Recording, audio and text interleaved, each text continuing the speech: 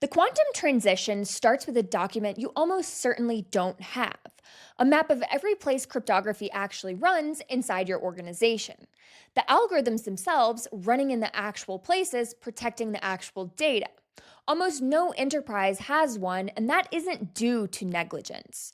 For 30 years, cryptography was the layer nobody had to think about, but federal agencies have been under a binding order to produce one since November of 2022, and sector regulators follow federal direction by 12 to 36 months. So this is heading for your desk.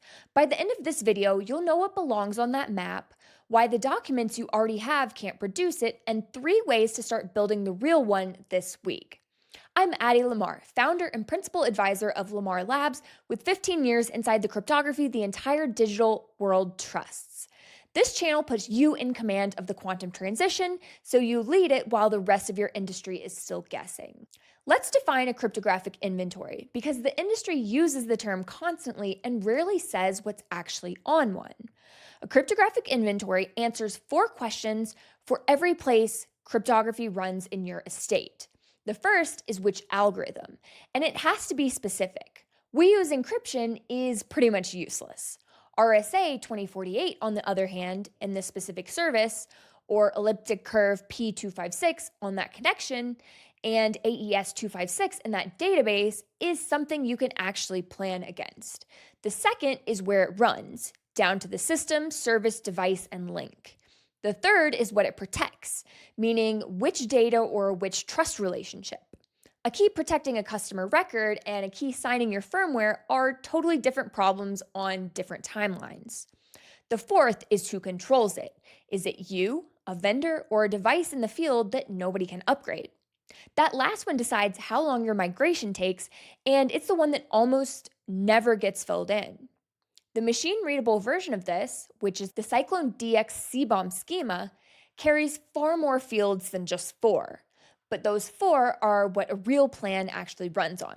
So why doesn't anyone have this yet? Look at the documents you already own, because 3 of them feel like they ought to cover this, but in reality, none of them actually answer those 4 questions. Your asset register tells you what you own, but it tells you absolutely nothing about what any of it is running. The SBOM, or Software Bill of Materials, that the supply chain mandates made everyone build, tells you which libraries are actually present. However, it doesn't tell you which algorithms they negotiate, keys they hold, or what they agree to on the wire. And the certificate list that your PKI team maintains is only the visible tip. Key establishment, code signing, token signing, database encryption, and the cryptography burned into firmware never appear on it. So the most complete inventory in your building is silent on the exact question you now need answered. So where is the rest of it? Start with the cryptography you'd expect, meaning stuff like web servers, VPNs, and certificates. Now keep going. Your backup software encrypts what it stores with algorithms you never picked. The database has transparent encryption switched on because a vendor configured it that way, and the build pipeline signs every release. Payment terminals and bridge readers hold keys. The printer on the 3rd floor also has a TLS stack, and it's had one for years. And that's the easy peasy half, because you at least chose to install all of it. A great deal of your cryptography arrived inside something else. A lot of the software you rely on gets its cryptography from an open source library called Boring SSL, which appears on nobody's software list because it's baked inside Chrome, Android components, and any third-party product that copied it in. It wrote along inside things you did choose. Then there are certificates chaining to certificates you never issued, and the libraries pulled in as a dependency of a dependency. And then the vendor products whose cryptography you can't see into at all, which is the category you can't even put a number on. You can only draw a boundary around it and admit that it's actually there. And there's one more, and it catches the teams who did everything else right. Anywhere 2 systems negotiate a connection, the cryptography gets picked at connection time out of whatever your config permits. So the config is only the menu, and the wire tells you what was actually ordered.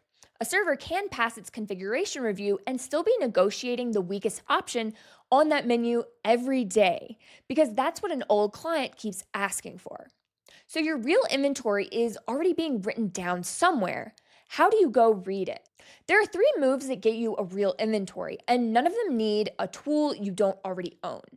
First, read the wire instead of the config. Ask whoever runs your network edge and your load balancers one question.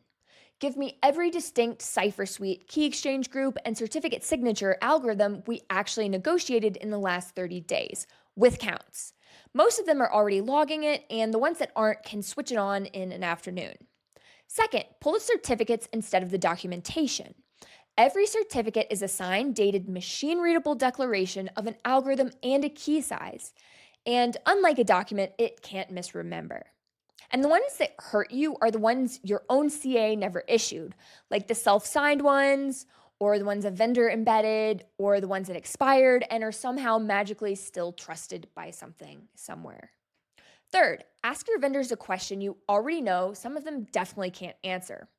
Which algorithms does your product use for key establishment and for signing? And can you give me a cryptographic bill of materials? Some will answer, and some will hand you over some marketing malarkey, for lack of better terminology there. The bright side is that the ones who can't answer those have handed you a finding. So write it down with today's date. Federal agencies are completely barred from delegating this accountability to their vendors, and their inventories have to cover contractor operated systems too. So a vendor's silence is a risk that you own. So run those three, and the map fills in with three zones. First, what you control. Next, what you can see but you don't control. And third, what stays invisible no matter what you do.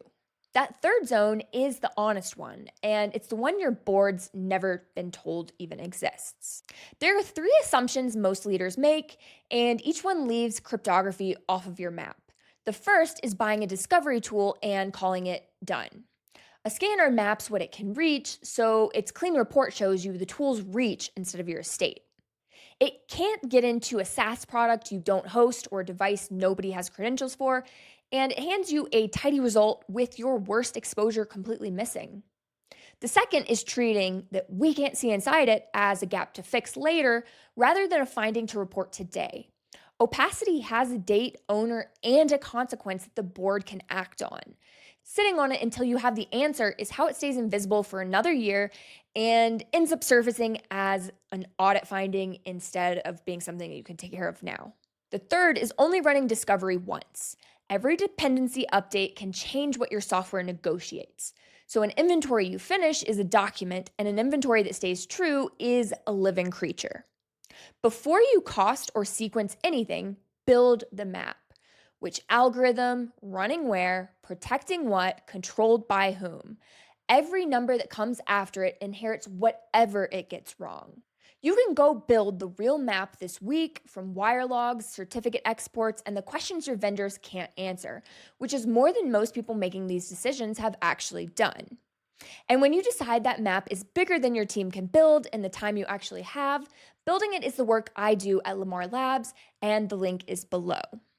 What you'll be holding at the end is a list that says RSA 2048 here, an elliptic curve there. What raises the question the whole migration turns on: what do you replace them with? The replacements are bigger than the things they replace in ways that break assumptions your protocols have relied on for 20 years. That's what we'll cover in the next video. I'll see you there.